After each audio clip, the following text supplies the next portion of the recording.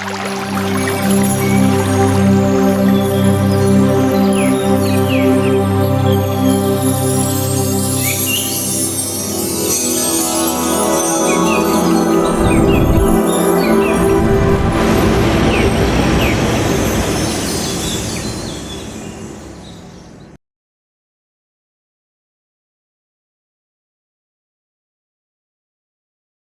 All.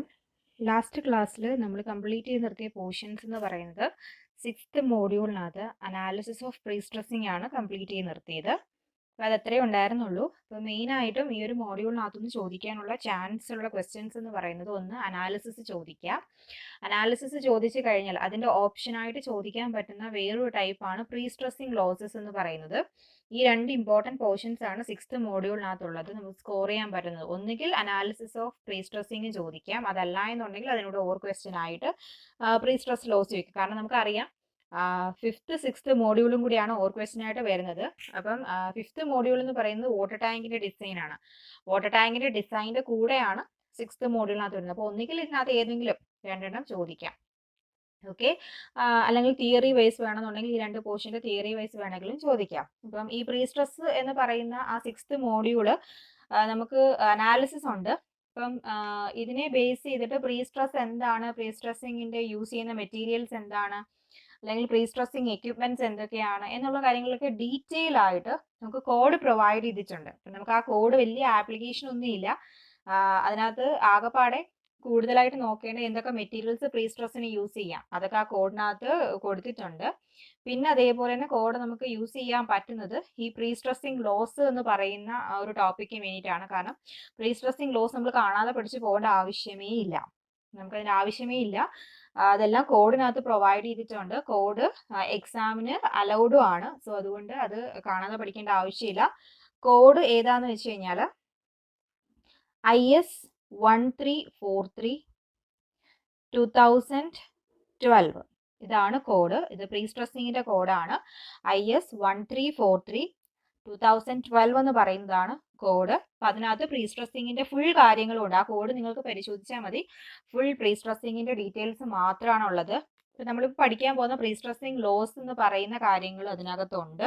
അപ്പോൾ pre stressing losses in prestress എന്ന് പറയുന്നത് ഈ ഒരു കോഡിനകത്ത് പേജ് നമ്പർ 24 19.5.2 എന്ന് പറയുന്ന ക്ലോസിനകത്താണ് ഈ ഒരു ഡീറ്റെയിൽസ് എന്താണ് പ്രീ സ്ട്രെസ്സിങ് ലോസ് എന്ന് പറഞ്ഞു കൊടുത്തേക്കുന്നത്. ഓക്കെ, ഒന്നുകൂടെ പറയാണ്. പേജ് നമ്പർ 24 ക്ലോസ് 19.5.2 അതിനകത്ത് ലോസസ് ഓഫ് പ്രീ സ്ട്രെസ്സിങ് ആണ്. ഡിഫറെൻറ്റ് ടൈപ്പുള്ള ലോസസ് ഉണ്ട്. ഈ ലോസസ് കണ്ടുപിടിക്കുന്നത് ആ കോഡിനകത്ത് ഇക്വേഷൻസ് ഉൾപ്പെടെയാണ് കിടക്കുന്നത്. ഇക്വേഷൻസ് എന്തിനാണെന്ന് ചോദിച്ചു കഴിഞ്ഞാൽ നമുക്ക് losses of prestress theory ചോദിക്കാറുണ്ട്. What are the different types of losses in prestress എന്ന് പറഞ്ഞ ക്വസ്റ്റ്യനും ചോദിക്കാറുണ്ട്. അതേപോലെ തന്നെ ഈ ലോസസ് വെച്ചിട്ട് പ്രോബ്ലംസും ഉണ്ട്. ഈ ലോസ് എങ്ങനെ കണ്ടുപിടിക്കാമെന്നുള്ള പ്രോബ്ലംസും ഉണ്ട്. സോ ഇത് രണ്ടുമാണ് ഇതിനകത്തുനിന്ന് ചോദിക്കാനുള്ള ചാൻസ്. അപ്പോൾ കോഡ് ഓർക്കുക, IS 1343 2012 and page number 24 close 19.5.2. Okay, നമുക്കിന്ന് സ്റ്റാർട്ട് ചെയ്യാം. ഓക്കെ, പ്രീ സ്ട്രെസ്സിങ് ലോസ് ആണ്. അപ്പോൾ പ്രീ സ്ട്രെസ്സിങ് ലോസ് എന്ന് പറയുന്നത് എന്താണെന്ന് വെച്ച് കഴിഞ്ഞാൽ ഇപ്പം നമുക്കറിയാം പോസ്റ്റ് ടെൻഷനിങ് ഉണ്ട്, പ്രീ ടെൻഷൻ ഉണ്ട് അല്ലേ. സോ അപ്പോൾ നമ്മൾ ഇതിനകത്തേക്ക് സ്ട്രെസ് അപ്ലൈ ചെയ്യുന്നുണ്ട്. ഈ അപ്ലൈ ചെയ്യുന്ന സ്ട്രെസ് ഫുൾ ടൈം അങ്ങനെ നിൽക്കത്തൊന്നുമില്ല. ഇത് കുറഞ്ഞുകൊണ്ടേയിരിക്കും. പല പല റീസൺസ് ആണ്. ഒന്നുകിൽ ടെമ്പറേച്ചർ വേരിയേഷൻസ് കാരണമായിരിക്കും, അതല്ല എന്നുണ്ടെങ്കിൽ നമ്മൾ പ്രീ സ്ട്രെസ് അപ്ലൈ ചെയ്യുന്ന എക്യുപ്മെന്റ്സിന്റെ പ്രഷർ കൊണ്ടായിരിക്കാം, അതല്ല എന്നുണ്ടെങ്കിൽ ടൈം കൂടുന്നതായിരിക്കാം, അല്ലെങ്കിൽ കോൺക്രീറ്റ് വോളിയം റെഡ്യൂസ് ചെയ്യുന്നത് കൊണ്ടാകാം. അപ്പം അങ്ങനെ പല രീതിയിലും എന്തുണ്ട് ഇതിനകത്ത് അപ്ലൈ ചെയ്യുന്ന സ്ട്രെസ്സിന് വേരിയേഷൻസ് ഉണ്ടാകാറുണ്ട്. അതായത് നമ്മൾ കൊടുത്ത ഇനിഷ്യൽ സ്ട്രെസ് അതേപോലെ തന്നെ മെയിൻറ്റെയിൻ ചെയ്യണമെന്നില്ല. അതെന്ത് ചെയ്യും, അതിങ്ങനെ കുറേ നാൾ കഴിയുമ്പോഴത്തേനും ടൈം എടുത്തിട്ടാണെങ്കിൽ അല്ലെങ്കിൽ പെട്ടെന്ന് തന്നെ സഡൻ ആയിട്ട്. അപ്പം അങ്ങനെ രണ്ട് രീതിയിലുള്ള ലോസ് ഉണ്ട്. ഒന്നുകിൽ സഡൻ ആയിട്ട്, അല്ലാന്നുണ്ടെങ്കിൽ കുറച്ച് ഒരു ടൈം എടുത്തതിന് ശേഷം ഇതിനകത്തുനിന്ന് ആ സ്ട്രെസ് ഇങ്ങനെ ഇനിഷ്യലി അപ്ലൈ ചെയ്യുന്നതിനെക്കാട്ടിലും അത് എന്ത് ചെയ്യാറുണ്ട്, കുറഞ്ഞു പോകാറുണ്ട്. അപ്പോൾ ഇനിഷ്യലി അപ്ലൈ ചെയ്യുന്നതിനകത്തുനിന്ന് ഈ കുറഞ്ഞു പോകുന്ന സ്ട്രെസ്സിനെ ബേസ് ചെയ്തുകൊണ്ടാണ് അത് പറയുന്നത് ലോസസ് ഇൻ പ്രീ സ്ട്രെസ് എന്ന് പറയുന്നത്. ഓക്കെ, അപ്പം അതിനെയാണ് നമ്മൾ ലോസസ് ഇൻ പ്രീ സ്ട്രെസ് എന്ന് പറയുന്ന ആ ഒരു ടേം കൊണ്ട് ഡിഫൈൻ ചെയ്യുന്നത്. ഇനി പ്രീ സ്ട്രെസ് ലോസ്. ഇപ്പോൾ പ്രീ സ്ട്രെസ് ലോസ് പറഞ്ഞു, നമ്മളൊരു ഒരു സിസ്റ്റത്തിനകത്തേക്ക് നമ്മളൊരു പ്രീ സ്ട്രെസ് കൊടുക്കുകയാണെന്നുണ്ടെങ്കിൽ ഒന്നുകിൽ അത് ഒരു ഫ്യൂ ഇയേഴ്സ് എടുത്തിട്ടായിരിക്കാം ആ പ്രീ സ്ട്രെസ്സിങ് ലോസ് ഉണ്ടാകുന്നത്. അതല്ല എന്നുണ്ടെങ്കിൽ പെട്ടെന്ന് തന്നെ സഡൻ ആയിട്ട് കുറച്ച് ടൈമിനുള്ളിൽ തന്നെ ആ ഒരു ഇനിഷ്യൽ അപ്ലൈ ചെയ്ത സ്ട്രെസ്സിനെക്കാട്ടിലും ലോസസ് ഉണ്ടാകാനുള്ള ചാൻസ് ഉണ്ട്. ഓക്കെ, അപ്പം pre-stress loss is nothing but the reduction of initial applied stress to an effective value. ഒരു particular value കുറയുകയാണ് ചെയ്യുന്നത്. In other words, loss in pre-stress is the difference between the initial pre-stress and the effective pre-stress that remains in the member. അതായത് നമ്മൾ കൊടുത്തതിന് ശേഷം കുറച്ചങ്ങ് മാറിപ്പോയി, കുറച്ച് റെഡ്യൂസ് ചെയ്ത് പോയി, അതെന്താണ് ഡിഫറെൻറ്റ് കാരണങ്ങൾ കൊണ്ട് കുറഞ്ഞു പോയിട്ടുണ്ട്. അപ്പോൾ ബാക്കി ആ മെമ്പറിനകത്ത് ബാക്കി എന്ത് വന്ന് നിൽക്കുന്നു, സോ അതാണ് പ്രീ സ്ട്രെസ്സിങ് ലോസ് എന്ന് പറയുന്നത്. അപ്പം ഈ ഒരു പ്രീ സ്ട്രെസ്സിങ് ലോസ് കാരണം നമുക്ക് എന്താണ് ആ ഒരു മെമ്പറിന് സംഭവിക്കാന്ന് പറഞ്ഞു കഴിഞ്ഞാൽ അതിന് ക്രാക്കിംഗ് സംഭവിക്കാം, ഡിഫ്ലക്ഷൻസ് ഉണ്ടാകാം, അതിന്റെ സർവീസബിലിറ്റി അതായത് അതിന്റെ ഡ്യൂറേഷൻ അല്ലെങ്കിൽ അത് എന്താണ് അതിന്റെ സർവീസബിലിറ്റി എന്ന് പറയുന്നത് ഇത്ര വർഷത്തേക്കാണെന്നുണ്ടെങ്കിൽ അത് വേണമെങ്കിൽ കുറഞ്ഞു പോകാം. അപ്പം സാധാരണ നമ്മൾ പ്രീ സ്ട്രെസ്സിങ് കൊടുക്കുന്നത് എന്താണ്, സാധാരണ ഒരു കോൺക്രീറ്റ് സ്ട്രക്ചേഴ്സിനെ കമ്പയർ ചെയ്ത് നോക്കുകയാണെന്നുണ്ടെങ്കിൽ പ്രീ സ്ട്രെസ്സിങ്ങിന്റെ എഫക്റ്റീവ് എന്താണ്, അല്ലെങ്കിൽ എഫക്റ്റീവ്നെസ് എന്താണ്, അതിനകത്ത് പ്രീ സ്ട്രെസ് അപ്ലൈ ചെയ്യുന്നത് കാരണം സാധാരണ ഒരു കോൺക്രീറ്റ് സ്ട്രക്ചേഴ്സിനെക്കാളും കൂടുതൽ നാൾ നിൽക്കും. ഓക്കെ, ഫ്ലെക്ചറൽ റെസിസ്റ്റൻസ് ഉണ്ടാവും എന്നാണ് പറയുന്നത്. പക്ഷെ അതിനകത്ത് ലോസ് റെഡ്യൂസ് ചെയ്യുന്നതനുസരിച്ചിട്ട് ആ ഒരു ക്രാക്കിങ്ങും അല്ലെങ്കിൽ ഷ്രിങ്കേജും അല്ലെങ്കിൽ അതിന്റെ സർവീസബിലിറ്റിയും ഒക്കെ റെഡ്യൂസ് ചെയ്തുകൊണ്ടേ ഇരിക്കും. അതാണ് പ്രീ സ്ട്രെസ്സിങ് ലോസിന്റെ ഒരു ഡിഫക്റ്റ്. ഇനിയും ഏതൊക്കെ ടൈപ്പിലുള്ള പ്രീ സ്ട്രെസ്സിങ് ലോസ് ഉണ്ടെന്നാണ്. ഷോർട്ട് ടേമും ഉണ്ട്, ലോങ് ടേമും ഉണ്ട്. ഷോർട്ട് ടേമിന് ഇമ്മീഡിയറ്റ് ലോസസ് എന്ന് പറയുന്നു, ലോങ് ടേമിന് ടൈം ഡിപ്പെൻഡന്റ് ലോസസ് എന്നാണ് പറയുന്നത്. അപ്പം ഇമ്മീഡിയറ്റ് ലോസസ് എന്ന് പറയുന്നത് that occurs during the prestressing of tension and transfer of prestress to the concrete member. അപ്പൊ അത് സംഭവിക്കുന്നത് നമ്മൾ പ്രീ സ്ട്രെസ്സിങ് ടെൻഡനകത്ത് കൊടുക്കുന്നു, ആ ടെൻഡനകത്തു നിന്നും കോൺക്രീറ്റിനകത്തേക്ക് ആ പ്രീ സ്ട്രെസ്സിങ് ട്രാൻസ്ഫർ ചെയ്യുന്ന സമയത്താണ് ആ ഒരു ഷോർട്ട് ടേം അല്ലെങ്കിൽ ഇമ്മീഡിയറ്റ് ആയിട്ടുള്ള ലോസസ് ഉണ്ടാകുന്നത്. ലോങ് ടേം ആണെന്നുണ്ടെങ്കിൽ അതിന്റെ സർവീസ് ലൈഫിൽ ഫുൾ എടുത്തിട്ട് ടൈം കൂടുന്നത്, ഓരോ ടൈം അനുസരിച്ചിട്ട് അല്ലെങ്കിൽ ടൈം ഡ്യൂറേഷൻ അനുസരിച്ചിട്ട് ഇങ്ങനെ ഗ്രാജുവൽ ആയിട്ട് റെഡ്യൂസ് ചെയ്തുകൊണ്ടിരിക്കുന്നതാണ് ലോങ് ടേം അല്ലെങ്കിൽ ടൈം ഡിപ്പെൻഡന്റ് ലോസ് എന്ന് പറയുന്നത്. ഇപ്പൊ രണ്ട് ടൈപ്പിലുണ്ട്. അപ്പൊ അതിനകത്ത് ഇമ്മീഡിയറ്റ് ലോസസിനകത്ത് ഏതൊക്കെ ടൈപ്പിലുള്ള ലോസ് ഉണ്ടെന്ന് ചോദിച്ചു കഴിഞ്ഞാൽ elastic shortening of concrete. Okay, elastic shortening of concrete, slip at anchorage immediately after pre stressing and friction between tension duct and wobble effect. എന്താണെന്ന് ഡീറ്റെയിൽ ആയിട്ട് പറയാം. സോ ഇതെല്ലാം ഇമ്മീഡിയറ്റ് ലോസസിനകത്ത് വരുന്നതാണ്. ഒന്ന് ഇലാസ്റ്റിക് ഷോർട്ടനിങ്, അല്ലെങ്കിൽ ആങ്കറേജ് സ്ലിപ്പ് കാരണം, അല്ലെങ്കിൽ friction ടെൻഷനും അല്ലെങ്കിൽ ഡക്റ്റും ഒക്കെ കാരണം ഉണ്ടാകുന്ന ഫ്രിക്ഷൻ കാരണം. ഇനി ടൈം ഡിപ്പെൻഡന്റ് ലോസ് എന്ന് പറയുന്നത് creep and shrinkage of concrete and relaxation of prestressing steel. അപ്പം ഇതൊക്കെയാണ് ടൈം ഡിപ്പെൻഡന്റ് ആയിട്ടുള്ള ലോസുകൾ. സോ ഇതൊരു ചാർട്ടായിട്ട് കാണിച്ചിരിക്കുകയാണ്. Prestressing loss, immediate and time dependent. ഇമ്മീഡിയറ്റിനകത്ത് വരുന്ന ഏതാണ്, elastic shortening, friction, anchorage slip. Time ഡിപ്പെൻഡന്റിനകത്ത് creep, shrinkage and relaxation. Okay, ഇനി losses in various prestressing system. അതായത് നമുക്കറിയാം പ്രീ ടെൻഷനിങ്ങും ഉണ്ട്, പോസ്റ്റ് ടെൻഷനിങ്ങും ഉണ്ട്. സോ അത് ഡിഫൈൻ ചെയ്ത് ഓൾറെഡി കഴിഞ്ഞതാണ്. സോ പ്രീ ടെൻഷനിങ്ങും പോസ്റ്റ് ടെൻഷനിങ്ങിൽ വരുമ്പോൾ ഇലാസ്റ്റിക് ഷോർട്ടനിങ് ഉണ്ടോ, ആങ്കറേജ് സ്ലിപ്പ് ഉണ്ടോ, ഫ്രിക്ഷൻ ലോസ് ഉണ്ടോ, ക്രീപ്പ് ആൻഡ് ഷ്രിങ്കേജ് ഉണ്ടോ, റിലാക്സേഷൻ ഓഫ് സ്റ്റീൽ, അത് പോസിബിൾ ആണോ, അങ്ങനെയൊക്കെ ലോസസുകൾ അവിടെ ഈ രണ്ടിനകത്തും സംഭവിക്കാറുണ്ടോ എന്നുള്ളതാണെന്ന് കമ്പയർ ചെയ്യുന്നത്.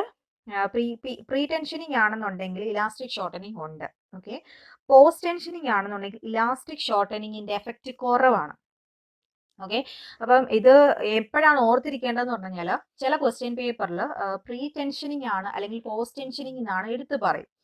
അപ്പോൾ അതിനകത്ത് ഡിഫറെൻറ്റ് ടൈപ്പ് ഓഫ് ലോസസ് ഉണ്ട്, അല്ലെങ്കിൽ ഡിഫറെൻറ്റ് ടൈപ്പ് ഓഫ് ലോസസ് കണ്ടുപിടിക്കണം എന്ന് പറയുമ്പോൾ അതിനകത്ത് ഇലാസ്റ്റിക് ഷോർട്ടനിങ് കണ്ടുപിടിക്കേണ്ട ആവശ്യമില്ല. കാരണം അത് എന്താണ്, പോസ്റ്റ് ടെൻഷനിങ് ആണ്.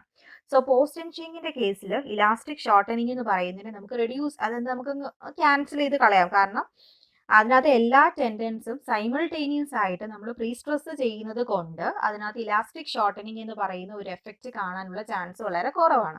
അപ്പം അത് എക്സാമിനൊക്കെ ആണെങ്കിലും അല്ല നമ്മൾ സാധാരണ ഒരു ക്വസ്റ്റ്യൻ ചെയ്ത് നോക്കുകയാണെന്നുണ്ടെങ്കിലും ജസ്റ്റ് ഇക്കാര്യം ഒന്ന് ശ്രദ്ധിച്ചോണം. നെക്സ്റ്റ് വരുന്നത് ആങ്കറേജ് സ്ലിപ്പാണ്. ആങ്കറേജ് സ്ലിപ്പ് പ്രീ ടെൻഷനിങ്ങിനകത്തും പോസ്റ്റ് ടെൻഷനിങ്ങിനകത്തും ഉണ്ട്. ഫ്രിക്ഷൻ ലോസും പ്രീ ടെൻഷനിങ് ആണെങ്കിലും പോസ്റ്റ് ടെൻഷനിങ്ങിനകത്തും ഉണ്ട്. ക്രീപ്പ് ആൻഡ് ഷ്രിങ്കേജ് ആണെങ്കിലും പ്രീ ടെൻഷനിങ്ങും പോസ്റ്റ് ടെൻഷനിങ്ങിനും ഉണ്ട്. റിലാക്സേഷൻ ഓഫ് സ്റ്റീൽ ആണെങ്കിലും പ്രീ ടെൻഷനിങ്ങും പോസ്റ്റ് ടെൻഷനിങ്ങും ഉണ്ട്. സോ ഒരെണ്ണം മാത്രമാണ് വ്യത്യാസമുള്ളത്, അത് ഓർത്തിരിക്കാം. ഇനി എന്താണ് ഇമ്മീഡിയറ്റ് ലോസസ്? അതിനകത്ത് ഫസ്റ്റ് വൺ ആണ് ഇലാസ്റ്റിക് ഷോർട്ടനിങ് ഓഫ് കോൺക്രീറ്റ്. അപ്പോൾ അതെന്താണെന്ന് പറയാം. In pretensioned members when the tendons are cut and pre stressing force is transfer to the member, the concrete undergo immediate shortening due to the prestress. അതായത് elastic shortening pretension എന്ന് പറഞ്ഞു കഴിഞ്ഞാൽ എന്താണ് നമ്മൾ ഉദ്ദേശിക്കുന്നത്? ആദ്യമേ ടെൻഷനകത്ത് stress ചെയ്ത് വെച്ചേക്കും. ആ സ്ട്രെസ് ചെയ്ത് വെച്ചതിനകത്തേക്കാണ് കോൺക്രീറ്റ് ഫില്ല് ചെയ്ത് അതൊന്ന് ക്യൂർ ആയി കഴിഞ്ഞതിന് ശേഷം അതിനെ സ്ട്രെങ്ത് അറ്റൈൻ ചെയ്തതിന് ശേഷമാണ് സ്ട്രെസ് റിലീസ് ചെയ്യുന്നത്. സോ സ്ട്രെസ് റിലീസ് ചെയ്യുമ്പം ഈ ടെൻഷനകത്തു നിന്നും സ്ട്രെസ് ഇതിനകത്തേക്ക് ട്രാൻസ്ഫർ ആവും, കോൺക്രീറ്റിനകത്തേക്ക് ട്രാൻസ്ഫർ ആവും. അങ്ങനെ ട്രാൻസ്ഫർ ആവുന്ന സമയത്ത് കോൺക്രീറ്റിന് എന്തുണ്ടാകും? ഒരു ഷോർട്ടനിങ്, അല്ലെങ്കിൽ കോൺക്രീറ്റ്, സപ്പോസ് കോൺക്രീറ്റ് സാധനം ഇത്രയും ഉണ്ട് എന്നുണ്ടെങ്കിൽ ആദ്യം ഇത്രയും ഉണ്ടായിരുന്നു. ജസ്റ്റ് നമ്മൾ ആ ഒരു സ്ട്രെസ് അപ്ലൈ ചെയ്ത് കഴിയുമ്പോൾ ചെറുതായിട്ട്, എന്ന് വെച്ചാൽ വലിയൊരു ലെങ്ത്തിന്റെ വേരിയേഷൻസ് അല്ല, ഒരു ചെറിയ ഒരു ലെങ്ത് വേരിയേഷൻസ് അവിടെ ഉണ്ടാകും. അതില്ല, ആ ഒരു എന്താണ്, കോൺക്രീറ്റ് സ്ട്രക്ചർ ചെറുതായിട്ടൊന്ന് ചുരുങ്ങും. സോ അതിനെ പറയുന്ന പേരാണ് ഇലാസ്റ്റിക് ഷോർട്ടനിങ് എന്ന് പറയുന്നത്. The tendons also shorten by the same amount which leads to the loss of pre-stress. അപ്പം കോൺക്രീറ്റ് എന്തുമാത്രം ചെറുതാകുന്നു അതിനനുസരിച്ച് തന്നെ ടെൻഡൻസും റെഡ്യൂസ് ആൻഡ് ലെങ്ത് കുറയുന്നുണ്ട്. സോ അതിനെ പറയുന്ന പേരാണ് loss in prestress due to elastic shortening എന്ന് പറയുന്നത്. In case of post tensioning, all the cables are tensioned simultaneously and there is no loss since the applied stress is recorded after elastic shortening has complete occurred. പക്ഷേ post tensioning ആണെന്നുണ്ടെങ്കിൽ നമ്മൾ just ടെൻഷനെ ഇടും, concrete എല്ലാം cure ചെയ്ത് കഴിഞ്ഞതിന് ശേഷമാണ് stress apply ചെയ്യുന്നത്. So എന്താണ് അവിടെ ഈ ഒരു ഷോർട്ടനിങ്ങിന്റെ ആവശ്യമൊന്നും ഇല്ല. അപ്പം if the cables R tension sequentially there is a loss in tendon during the sequence stretching of other tendon. അതായത് നമ്മൾ ഒരു ടെൻഡൻ ആദ്യം പ്രീ സ്ട്രെസ് ചെയ്തു, അടുത്ത ടെൻഡൻ അടുത്തതിന് ശേഷം. സോ അങ്ങനെ നമ്മൾ പ്രീ സ്ട്രെസ്സിങ് അപ്ലൈ ആണെന്നുണ്ടെങ്കിൽ അവിടെ ഇലാസ്റ്റിക് ഷോർട്ടനുള്ള ചാൻസ് ഉണ്ട്. നമ്മൾ ചെയ്യുമ്പോൾ ഒരുമിച്ച് പ്രീ സ്ട്രെസ്സിങ് ചെയ്യുക, ഒരൊറ്റ സ്ട്രെച്ചിൽ തന്നെ ചെയ്യുക. ഓക്കെ, ഇനിയും losses of pre stress mainly depend ചെയ്യുന്നത് രണ്ട് കാര്യങ്ങളെയാണ്. ഒന്ന് modular ratio and average stress in concrete at the level of steel. Okay, രണ്ട് കാര്യങ്ങളെയാണ് ലോസ് പ്രീ സ്ട്രെസ്, അതായത് ഇലാസ്റ്റിക് ഷോർട്ടനിങ് എന്ന് പറയുന്ന ഒരു ടേം കാരണം ഉണ്ടാകുന്ന ലോസ് ഡിപ്പെൻഡ് ചെയ്യുന്നത്. അപ്പം ഒരു ഇലാസ്റ്റിക് ഷോർട്ടനിങ് കാരണം എന്തുമാത്രം ഒരു ലോസ് പ്രീ സ്ട്രെസ്സിങ് മെമ്പേഴ്സിനകത്ത് ഉണ്ടായി എന്ന് കണ്ടുപിടിക്കണമെന്നുണ്ടെങ്കിൽ ഒരു ഇക്വേഷൻ ആണ് loss of prestress in steel is equal to alpha E. Alpha suffix E ആണ്, alpha suffix E F C എന്നാണ് ഇക്വേഷൻ. അതിനകത്ത് ആൽഫ ഇ എന്ന് പറഞ്ഞു കഴിഞ്ഞാൽ E S by E C, that is modular ratio. E S എന്ന് പറയുന്ന modulus of elasticity of steel and E C എന്ന് പറയുന്ന modulus of elasticity of concrete. So ഇനി എഫ് സി കണ്ടുപിടിക്കുന്നത് കഴിഞ്ഞാൽ prestress in concrete at the level of steel. അതായത് ഒരു മെമ്പറിനകത്ത് ഇവിടെയാണ് നമ്മൾ പ്രീ സ്ട്രെസ്സിങ്ങിന് ഉള്ള സ്റ്റീൽ പ്രൊവൈഡ് ചെയ്തിട്ടുണ്ടെങ്കിൽ ഈ ലെവലിൽ ഉണ്ടാകുന്ന സ്ട്രെസ് ആണ് എഫ് സി എന്ന് പറയുന്നത്. സോ അത് കണ്ടുപിടിക്കാനുള്ള ഇക്വേഷൻ ഉണ്ട് P by A plus P E by L into E എന്നാണ്. ഇ എന്ന് പറയുന്ന എക്സെൻട്രിസിറ്റി ആണ്, അതേപോലെ തന്നെ പി എന്ന് പറയുന്ന അപ്ലൈഡ് ഫോഴ്സ് ആണ്, എ എന്ന് പറയുന്നത് that is area, so L is the length of the member. So നമുക്കത് പ്രോബ്ലം ചെയ്യുമ്പോൾ ഏതൊക്കെ ആണ് യൂസ് ചെയ്യുന്നത് നമുക്ക് മനസ്സിലാവും കുറച്ചുകൂടെ. ദെൻ അടുത്തത് പറയുന്നത് strain in concrete at the level of steel. അതായത് സ്റ്റീൽ ഉള്ള ലെവലിലെ സ്ട്രെയിൻ എന്ന് പറയുന്നത് കണ്ടുപിടിക്കുന്ന equation F C by E C. Stress in steel corresponding to strain, ആ സ്ട്രെയിന് കറസ്പോണ്ടിങ് ആയിട്ട് ഈ ലെവലിൽ ഉണ്ടാകുന്ന സ്ട്രെസ് എന്ന് പറഞ്ഞു കഴിഞ്ഞാൽ FC/EC × ES ആണ്. ഓക്കെ ആണല്ലോ. ഇനി അതേപോലെ തന്നെ ഇഫ് ദ ഇനിഷ്യൽ സ്ട്രെസ് അറിയാം, നമ്മൾ കൊടുത്ത ഇനിഷ്യൽ സ്ട്രെസ് അറിയാം, ഇതിനകത്തെ ലോസ് കണ്ടുപിടിക്കാൻ നമുക്ക് ഇനിഷ്യൽ സ്ട്രെസ്സുമായിട്ട് നമുക്ക് കണ്ടുപിടിക്കാനായിട്ട് പറ്റും. അതാണ് പറയുന്നത് if the initial stress in the steel is known, the percentage of loss of the stress in steel due to elastic deformation of the concrete can be computed. അപ്പോൾ കൊടുത്ത സ്ട്രെസ് അറിയാം, അപ്പം ബാക്കി അതിനകത്ത് എത്ര വരുന്നുണ്ടോയെന്നും അറിയാം, കാരണം അതിനകത്ത് ലോസ് ഐഡന്റിഫൈ ചെയ്ത് കഴിഞ്ഞാൽ. ഓക്കെ, അതാണ് ഇലാസ്റ്റിക് ഷോർട്ടനിങ് എന്ന് പറയുന്നത്. രണ്ടാമതാണ് ആങ്കറേജ് സ്ലിപ്പ്. ആങ്കറേജ് സ്ലിപ്പ് പറയുന്നത് in most of the post tensioned system when the tendon force is transferred from jack to the anchoring end, the friction wedge slip over a small distance. അപ്പോൾ ഇത് എന്താണെന്ന് വെച്ച് കഴിഞ്ഞാൽ നമ്മൾ pre tension ആണെങ്കിൽ post tension ആണെന്നുണ്ടെങ്കിലും pre stressing ചെയ്യുന്നത് ഒരു പ്രത്യേക രീതിയിലാണ്. അതൊരു വെഡ്ജ് പോലെയുള്ള ഒരു ഷേപ്പിലുള്ള ഒരു എക്യുപ്മെന്റ്സ് ഒക്കെ പ്രൊവൈഡ് ചെയ്ത് ഹൈഡ്രോളിക് ജാക്ക് വെച്ചിട്ടൊക്കെയാണ് പ്രീ ടെൻഷൻ കൊടുക്കുന്നത്. സോ അങ്ങനെ കൊടുക്കുന്ന സമയത്ത് നമ്മൾ അതിനെ ആങ്കറേജ് ചെയ്ത് വെക്കുമല്ലോ. ആങ്കറേജ് ചെയ്ത് വെക്കുക എന്ന് പറഞ്ഞു കഴിഞ്ഞാൽ സ്റ്റീലുണ്ട്, സ്റ്റീലിനകത്ത് ആ വെഡ്ജ് സിസ്റ്റം കണക്ട് ചെയ്തിട്ട് അതിനെ അവിടെ സെറ്റ് ആക്കി വെക്കുക. സോ അങ്ങനെ വെക്കുന്ന സമയത്ത് നമ്മൾ ഈ ഒരു സ്ട്രെസ് ട്രാൻസ്ഫർ ചെയ്യുന്നപ്പം എന്താണ്, ജസ്റ്റ് ഒരു ചെറിയ ഒരു സ്ലിപ്പേജ് ആ ഒരു വെഡ്ജിന് ഉണ്ടാകാനുള്ള ചാൻസ് ഉണ്ട്. ഓക്കെ, അങ്ങനെ ഒരു സ്ലിപ്പ്, അതായത് നമ്മളിപ്പോൾ എന്താണ് എക്സാമ്പിൾ, ഇപ്പം നമ്മൾ സ്ക്രൂ ടൈറ്റ് ചെയ്ത് വെക്കുമല്ലോ. ഇപ്പോൾ ഒരു സ്ക്രൂവിനകത്ത് അത് ടൈറ്റ് ചെയ്ത് വെക്കാനുള്ള ബോൾഡ് ഉണ്ടാകും. സോ അങ്ങനെ ബോൾഡ് ടൈറ്റ് ചെയ്ത് വെക്കുന്നത് പോലെ തന്നെ ആ സ്ക്രൂ എന്ന് പറയുന്നത് ടെൻഡൻ ആണെന്ന് ഓർക്കുക.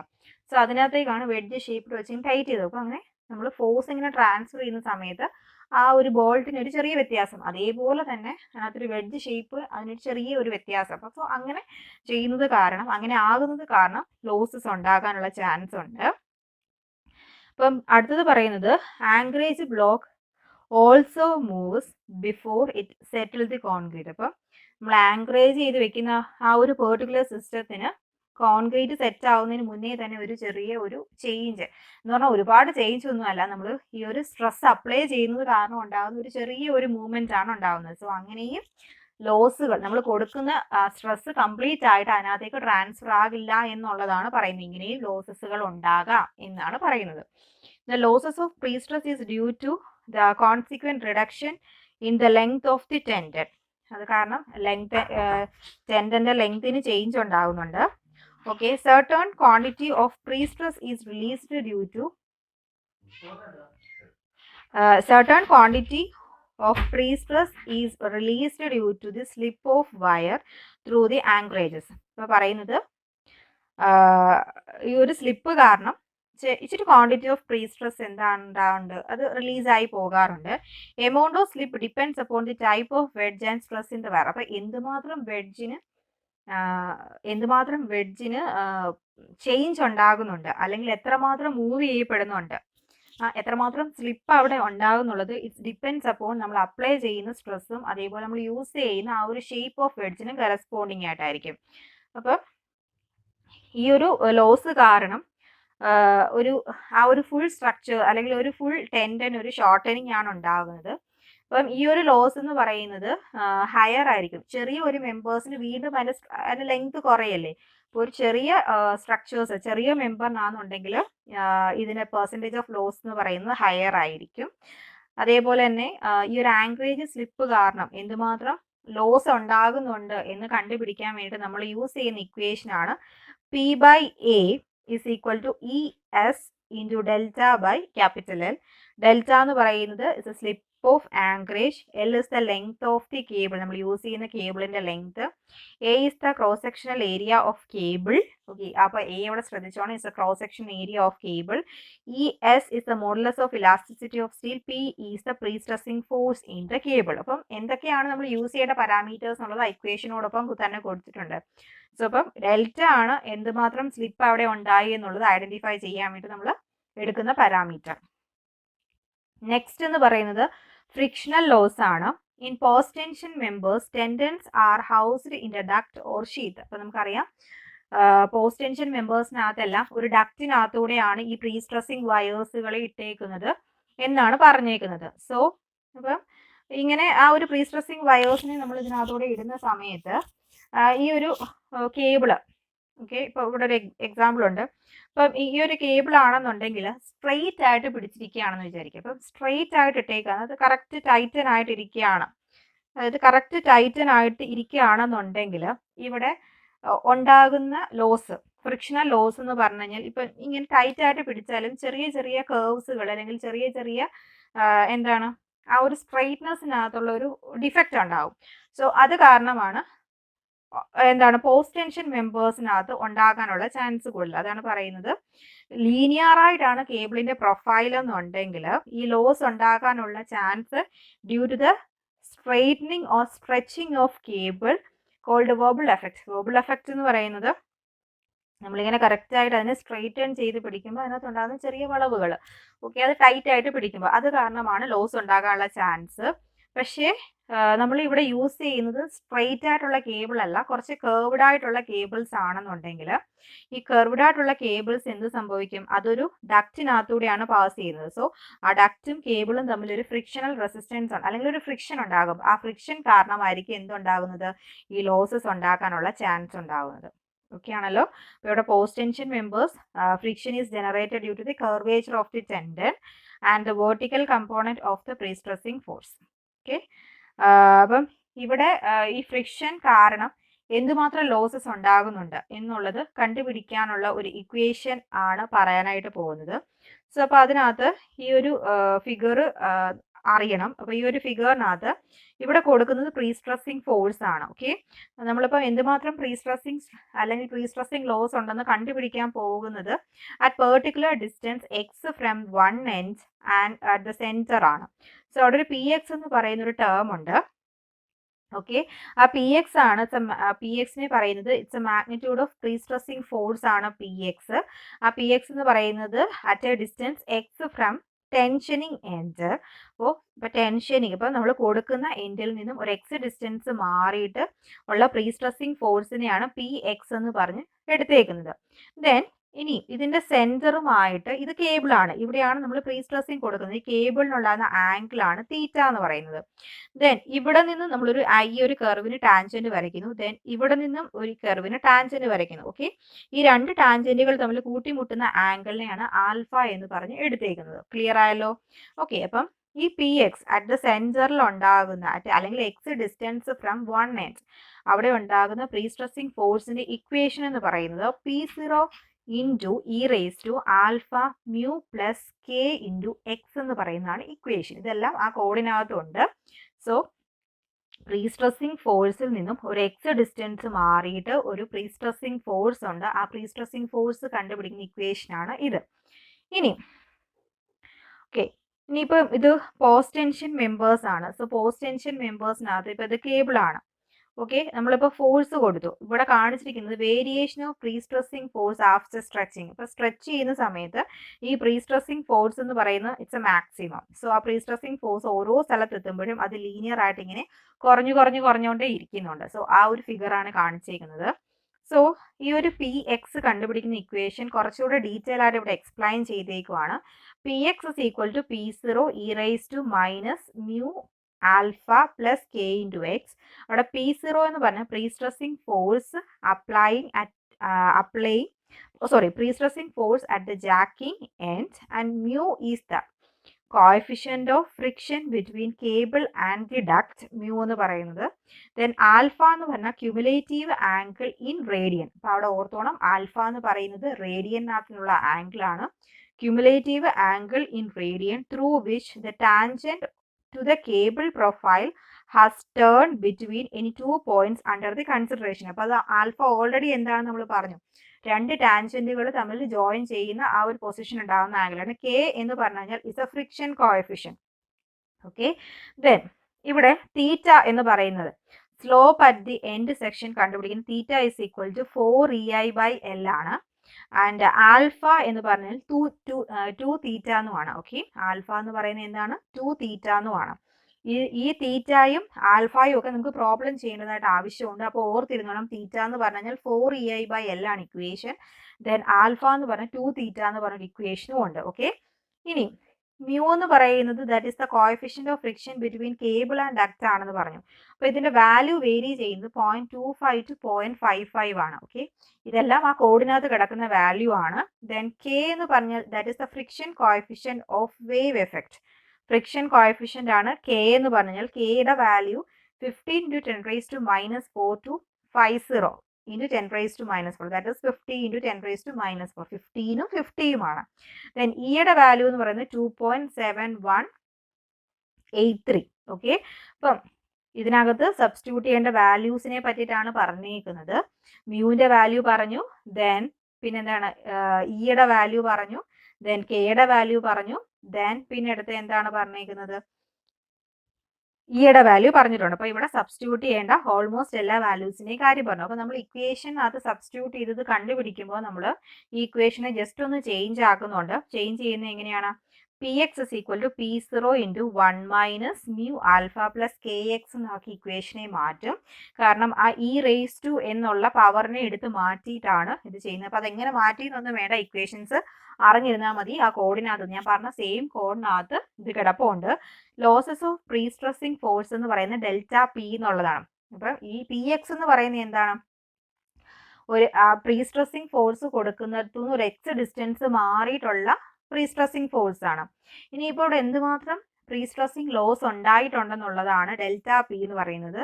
That is equal to P0 into mu alpha plus K X എന്നാണ് ഇക്വേഷൻ. ഓക്കെ, ഇത് ഇക്വേഷൻസ് ഒക്കെ നമുക്കൊരു പ്രോബ്ലം വരുമ്പോൾ എങ്ങനെ യൂസ് ചെയ്യും എന്നുള്ളതിനകത്താണ് ഇമ്പോർട്ടൻസ്. നമുക്ക് തിയറി എഴുതാനാണെന്നുണ്ടെങ്കിൽ പാടില്ല, കോഡിനകത്ത് തന്നെ ഇത് കിടപ്പുണ്ട്. നെക്സ്റ്റ് വരുന്നത് ടൈം ഡിപ്പെൻഡന്റ് ലോസ് ആണ്. ഫസ്റ്റ് വരുന്നത് ക്രീപ്പ് ഓഫ് കോൺക്രീറ്റ്. നമുക്കറിയാം ഒരു സസ്റ്റെയിൻ ലോഡ് ഒരു സ്ട്രക്ചറിനകത്തേക്ക് കിട്ടിക്കൊണ്ട് നടക്കുമ്പോൾ ടൈം അനുസരിച്ചാണ് ഡീഫോർമേഷൻ സംഭവിച്ചുകൊണ്ടിരിക്കും. സോ നമുക്ക് അതിനെയാണ് ക്രീപ്പ് എന്ന് പറയുന്ന ഒരു പേരിൽ അറിയപ്പെടുന്നത്. ഇനി എന്തൊക്കെ കാരണങ്ങൾ കൊണ്ടാണ് ക്രീപ്പും അതേപോലെ ഷ്രിങ്കേജ് ഓഫ് കോൺക്രീറ്റും ഒക്കെ ഉണ്ടാകാനുള്ള റീസൺ? ഷ്രിങ്കേജ് എന്ന് പറഞ്ഞു കഴിഞ്ഞാൽ കോൺക്രീറ്റിനകത്തുനിന്ന് വോളിയം അതായത് അതിന്റെ വാട്ടറിന്റെ വോളിയം റെഡ്യൂസ് ചെയ്തുകൊണ്ടേ ഇരിക്കുന്നത്, കാരണം കോൺക്രീറ്റ് ചുരുങ്ങി പോകുന്ന കേസാണ്. സോ എന്തൊക്കെയാണ് അതിന്റെ റീസൺസ്? ഒന്ന് age, applied stress level, density of concrete, cement content in concrete, water cement ratio, relative humidity and temperature. സാധാരണ നമ്മൾ കേട്ടിട്ടുള്ള വേർഡ്സുകൾ ടേംസുകളൊക്കെ തന്നെയാണ്. ഇതൊക്കെയാണ് ഷ്രിങ്കേജും ക്രീപ്പും ഒക്കെ ഉണ്ടാകാനുള്ള ചാൻസ്. ഇനിയും shrinkage of concrete. Shrinkage of concrete എന്ന് പറഞ്ഞാൽ പ്രീ സ്ട്രെസ്സിങ് മെമ്പേഴ്സിനകത്ത് ഉണ്ടാകുന്ന ഒരു ലോസ് ആണ്, ടൈം ഡിപ്പെൻഡന്റ് ലോസ് ആണ്. So the shrinkage of concrete in pre-stressed member result in shortening of tensioned wires and hence contribute the losses of stress. അപ്പോൾ water reducing ആണ്. So അങ്ങനെ ചെയ്യുന്ന സമയത്ത് ഈ ടെൻഷൻ വയേഴ്സ് ഷോർട്ടനിങ് ഉണ്ടാകും. Shortening ഉണ്ടാകുന്നത് കാരണം ലോസ് ഇൻ പ്രീ സ്ട്രെസ് ആണ്. അപ്പം shrinkage of concrete is influenced by the type of cement and aggregate and method of curing used. Okay, നമ്മൾ ഏത് മെറ്റീരിയലാണ് യൂസ് ചെയ്യുന്നത്, ഏത് ക്യൂറിംഗ് ആണ് യൂസ് ചെയ്യുന്നതിനെ ഡിപ്പെൻഡ് ചെയ്ത് നിൽക്കും. Use of high strength concrete with low water cement ratio result in the reduction of shrinkage and consequent loss of prestress. നമ്മൾ ഹൈ സ്ട്രെങ്ത് കോൺക്രീറ്റും അതേപോലെ high strength water cement ratio ഒക്കെ use ചെയ്യുകയാണെന്നുണ്ടെങ്കിൽ low water cement ratio ഒക്കെ use ചെയ്യുകയാണെന്നുണ്ടെങ്കിൽ നമുക്ക് shrinkage reduce ചെയ്യാനായിട്ട് പറ്റും. The rate of shrinkage is higher at the surface of member. അതായത് എപ്പോഴും അറ്റ്മോസ്ഫിയറുമായിട്ട് കോണ്ടാക്ട് ചെയ്ത് നിൽക്കുന്ന സർഫസിനകത്തായിരിക്കും. സോ അവിടെ ആയിരിക്കും ഷ്രിങ്കേജ് കൂടുതൽ ഉണ്ടാകാനുള്ള ചാൻസ്. അപ്പം കൂടുതൽ ഉണ്ടാകുന്ന ചാൻസ് കാരണം എന്തുണ്ടാകുന്നു? ക്രാക്കിംഗ് ഉണ്ടാകാനുള്ള ചാൻസ് ഉണ്ട്. Okay, in the case of pre-tension members, generally moist curing is resorted in order to prevent the shrinkage until the time of transfer. നമ്മൾ സാധാരണയായിട്ട് വേറെ ക്യൂറിംഗ് മെത്തേഡ് ഒന്നും ഉപയോഗിക്കുന്നില്ല. നോർമലായിട്ട് വാട്ടർ സർഫസിൽ നിന്നും റെഡ്യൂസ് ചെയ്യുന്ന ആ ഒരു മോയിസ്റ്റ് ക്യൂറിംഗ് തന്നെയാണ് യൂസ് ചെയ്യുന്നത്. അപ്പോൾ അത് ഷ്രിങ്കേജിനെ റെഡ്യൂസ് ചെയ്യാനായിട്ട് പറ്റും. അതേപോലെ തന്നെ നമുക്ക് ഷ്രിങ്കേജ് എന്തുമാത്രം ഉണ്ട്, അല്ലെങ്കിൽ ഒരു ലോസ് ഇൻ ഷ്രിങ്കേജ് എത്രമാത്രം ഒരു പ്രീ സ്ട്രെസ്സിങ് മെമ്പേഴ്സിനകത്തുണ്ട് എന്നുള്ളത് ഐഡന്റിഫൈ ചെയ്യുവാനുള്ള ഇക്വേഷൻ ആണ് loss of stress due to shrinkage എത്രയുണ്ടെന്ന് ചോദിച്ചു കഴിഞ്ഞാൽ equation is epsilon CS into ES എന്നുള്ളതാണ് ഇക്വേഷൻ. എപ്സിലോൺ CS എന്ന് പറഞ്ഞാൽ total residual shrinkage strain having values of 300 into 10 raised to 6 for pre-tensioning and post tensioning is equal to 200 to 10 raised to minus 6 log 10 t plus 2. അതായത് epsilon C എസിന്റെ value കണ്ടുപിടിക്കുന്നതിനാണ് എത്രമാത്രം residual shrinkage strain ആ മെമ്പേഴ്സിനകത്ത് ഉണ്ട് എന്നുള്ളതാണ്. അപ്പൊ അതിനകത്ത് epsilon C S എന്ന് പറയുന്ന വാല്യൂ ഒരു പ്രീ ടെൻഷൻ മെമ്പേഴ്സിനകത്താണെന്നുണ്ടെങ്കിൽ 300 into 10 raise to minus 300 into 10 raise to 6 use ചെയ്താൽ മതി. അതേസമയത്ത് പോസ്റ്റ് ടെൻഷനിങ് ആണെന്നുണ്ടെങ്കിൽ 200 into 10 raise to minus 6 divided by log 10 T plus 2 എന്ന് പറയുന്ന ഇക്വേഷൻ തന്നെ യൂസ് ചെയ്യണം. ഓക്കെ, അവിടെ ടി എന്ന് പറഞ്ഞു കഴിഞ്ഞാൽ age of concrete of transferring days. അപ്പം എത്രമാത്രം ഡേയ്സ് എടുത്താണ് ആ ഒരു സ്ട്രെസ് ട്രാൻസ്ഫറിങ് ഉള്ളതെന്നാണ് ടി യൂസ് എന്താണെന്ന് പറയുന്നത്. ES is the modulus of elasticity of steel. Okay, അത് അറിയാം. സോ അത് പോസ്റ്റ് ടെൻഷനിങ് ആണോ പ്രീ ടെൻഷനിങ് ആണോ എന്ന് ഐഡന്റിഫൈ ചെയ്തിട്ട് സബ്സ്റ്റിറ്റ്യൂട്ട് ചെയ്താൽ മതി. ഇനി ക്രീപ്പിന്റെ കാര്യം പറഞ്ഞു ക്രീപ്പ് എന്ന് പറഞ്ഞത് ടൈമിനനുസരിച്ചിട്ട് അതിനകത്ത് ഉണ്ടാകുന്ന ഡിഫ്ലക്ഷൻ ആണ്. അപ്പം എന്തുകൊണ്ടാണ് ക്രീപ്പ് ഉണ്ടാകുന്നതെന്നും പറഞ്ഞു. കോൺക്രീറ്റിന്റെ സ്ട്രെങ്ത് ആകാം, സ്ട്രെസ് ലെവൽ ആകാം, ഹ്യൂമിഡിറ്റി ആകാം, ഏജ് ഓഫ് അത് എത്രമാത്രം നാളുകളിൽ ലോഡ് എടുക്കുന്നു എന്നുള്ളതാകാം, വാട്ടർ സിമെന്റ് റേഷ്യോ ആകാം, type of cement and type of aggregate used. ഇതൊക്കെ ഒരു ക്രീപ്പിനെ സംബന്ധിക്കുന്ന അല്ലെങ്കിൽ ക്രീപ്പ് ഒരു സ്ട്രക്ചറിനകത്ത് ഉണ്ടാകാനുള്ള റീസൺസിൽ ഒരു ക്രീപ്പ് എന്തുമാത്രം ഉണ്ടാകുന്നു എന്നുള്ളതെല്ലാം ഡിപ്പെൻഡ് ചെയ്യുന്നത് അതിനകത്ത് യൂസ് ചെയ്യുന്ന മെറ്റീരിയൽസ് ഏതാണോ, അതേപോലെ തന്നെ അതിനകത്ത് യൂസ് ചെയ്യുന്ന ക്യൂറിംഗ് മെത്തേഡ് ഏതാണോ എന്നുള്ളതിനെയൊക്കെ ഡിപ്പെൻഡ് ചെയ്ത് നിൽക്കും. ഇനി എന്തുമാത്രം ക്രീപ്പ് ലോസ് ഉണ്ടാകുന്നുണ്ട് ഒരു പ്രീ സ്ട്രെസ്സിങ് മെമ്പേഴ്സിനകത്ത് എന്നുള്ളത് ഐഡന്റിഫൈ ചെയ്യുന്നതിന് രണ്ട് മെത്തേഡ്സും ചോദിക്കാറുണ്ട്. ഒന്ന് അൾട്ടിമേറ്റ് ക്രീപ്പ് സ്ട്രെയിൻ മെത്തേഡ് വെച്ചിട്ടും കണ്ടുപിടിക്കാം. രണ്ടാമത്തെ മെത്തേഡ് എന്ന് പറയുന്നത് ക്രീപ്പ് കോഎഫിഷ്യന്റ് മെത്തേഡ് വെച്ചിട്ടും കണ്ടുപിടിക്കാം. ഓക്കെ, അൾട്ടിമേറ്റ് ക്രീപ്പ് സ്ട്രെയിൻ മെത്തേഡിന്റെ equation losses in prestress due to creep of concrete. അപ്പോൾ ക്രീപ്പ് എന്ന് പറയുന്ന ഒരു ടേം കാരണം എന്തുമാത്രം ലോസ് ഉണ്ടാകുന്നുള്ളത് അൾട്ടിമേറ്റ് ക്രീപ്പ് സ്ട്രെയിൻ മെത്തേഡ് വെച്ചിട്ടാണെന്നുണ്ടെങ്കിൽ ഇക്വേഷൻ എപ്സിലോൺ CC FC ഇൻറ്റു ES എന്നാണ്. എപ്സിലോൺ CC എന്ന് പറയുന്ന ultimate creep strain for a sustained unit stress. അപ്പം അതൊരു കോഎഫിഷ്യന്റ് ആണ്. എപ്സിലോൺ CC എന്ന് പറയുന്നത് ഓൾമോസ്റ്റ് നമുക്ക് ക്വസ്റ്റ്യൻ അത് ആ വാല്യൂ തരും, ആ കോൺസ്റ്റന്റ് വാല്യൂ തരും. എത്രമാത്രം ക്രീപ്പ് സ്ട്രെയിൻ അൾട്ടിമേറ്റ് ആയിട്ടുള്ള സ്ട്രെയിൻ ആ ഒരു അതായത് അവിടെ ഉണ്ടാകുന്ന സ്ട്രെസ്സിന് കറസ്പോണ്ടിങ് ആയിട്ടുണ്ടാകുന്ന അൾട്ടിമേറ്റ് സ്ട്രെയിൻ. FC എന്ന് പറയുന്നത് കംപ്രസീവ് സ്ട്രെസ്സിനെ concrete at the level of steel. അത് നമ്മൾ ഫസ്റ്റ് ഇലാസ്റ്റിക് ഷോർട്ടനിങ്ങിന്റെ കേസിൽ പഠിച്ച FCയുടെ ഇക്വേഷൻ തന്നെയാണ്. ES എന്ന് പറയുന്നത് modulus of elasticity of steel.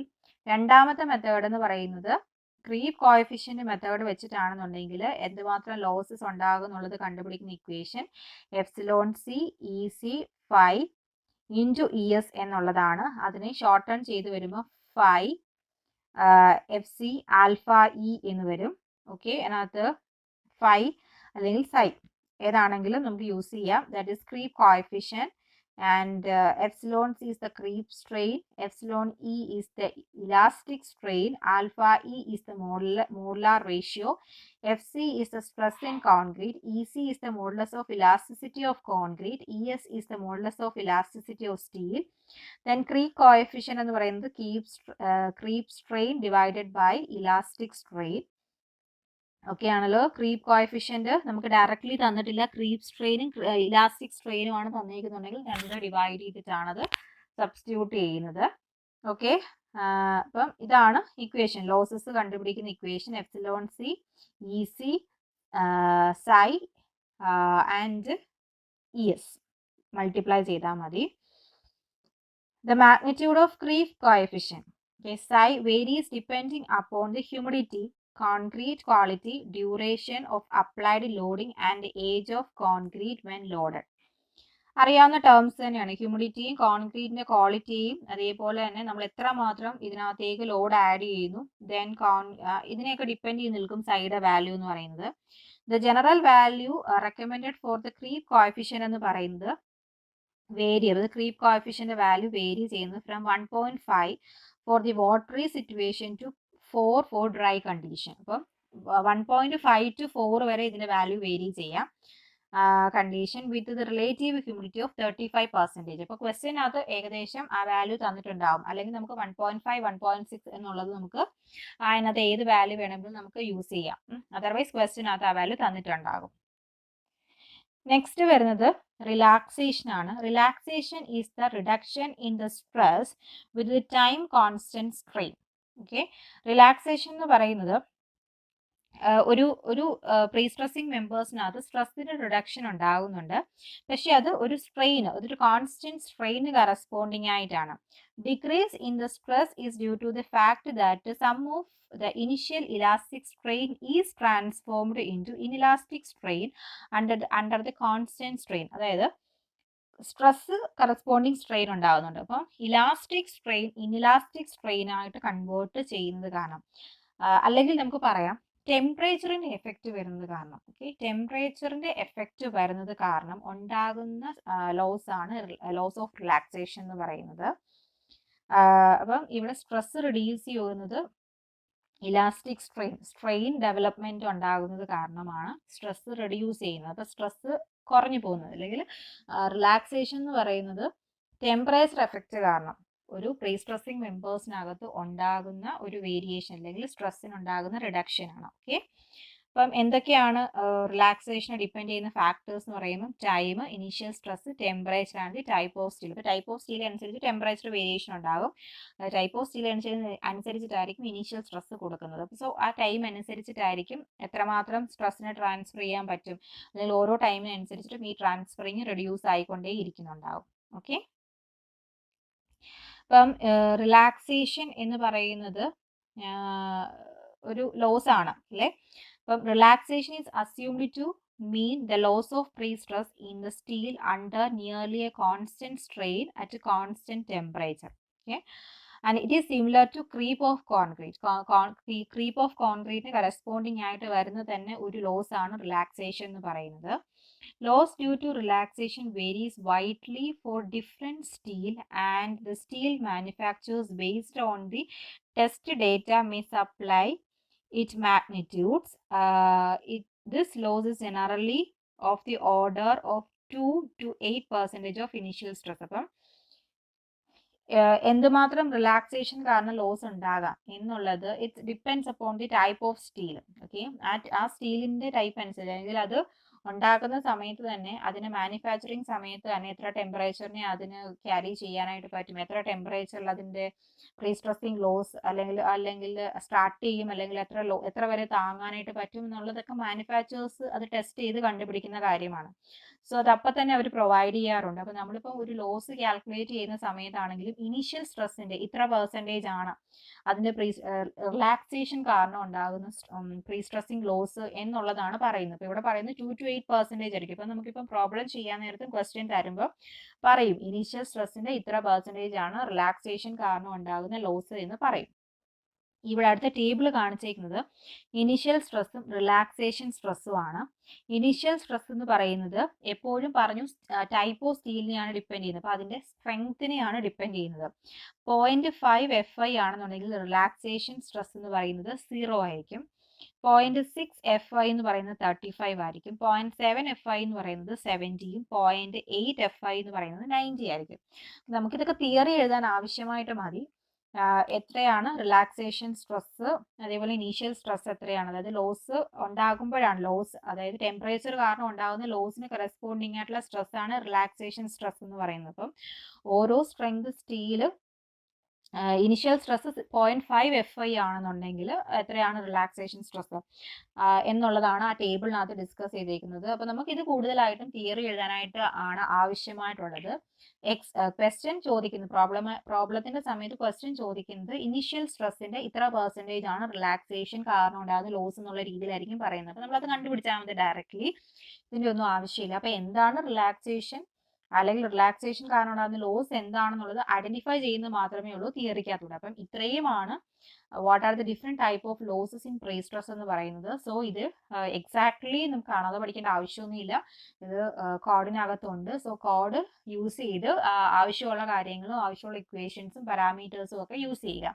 ഇനി ഇത് എങ്ങനെയാണ് ഒരു പ്രോബ്ലത്തിനകത്തേക്ക് നമുക്ക് കൺവേർട്ട് ചെയ്യേണ്ടി വരിക, അല്ലെങ്കിൽ ഈ ഇക്വേഷൻസ് ഒക്കെ ഏത് രീതിയിലാണ് പ്രോബ്ലത്തിനകത്തേക്ക് യൂസ് ചെയ്യേണ്ടതെന്നുള്ളത് പ്രോബ്ലം നോക്കുമ്പോൾ മാത്രമേ ഐഡന്റിഫൈ ചെയ്യാനായിട്ട് പറ്റത്തുള്ളൂ. ഇത് ജസ്റ്റ് ഇക്വേഷൻസ് ഇങ്ങനെയുണ്ട്, ഇന്ന പാരാമീറ്റേഴ്സ് ഉണ്ട്, ഈ പാരാമീറ്റേഴ്സിന്റെ വാല്യൂസ് ഇന്നത് മുതൽ ഇന്നത് വരെയൊക്കെ ആകാം എന്നുള്ളത് പറയും. ഓക്കെ, പക്ഷെ അതിനെ ഏത് രീതിയിലേക്കാണ് നമ്മൾ ഇക്വേഷൻസിൽ യൂസ് ചെയ്യേണ്ടത്, എങ്ങനെ അത് കാൽക്കുലേറ്റ് ചെയ്യാം, എങ്ങനെ ലോസസ് കണ്ടുപിടിക്കാം, എത്ര ലോസ് പെർസെൻറ്റേജ് കണ്ടുപിടിക്കാം എന്നുള്ളതൊക്കെ ഒരു പ്രോബ്ലം ചെയ്യുമ്പോൾ മാത്രമേ അത് മനസ്സിലാകത്തുള്ളൂ. നമുക്ക് നെക്സ്റ്റ് ക്ലാസ്സിൽ നോക്കാം. Okay, thank you.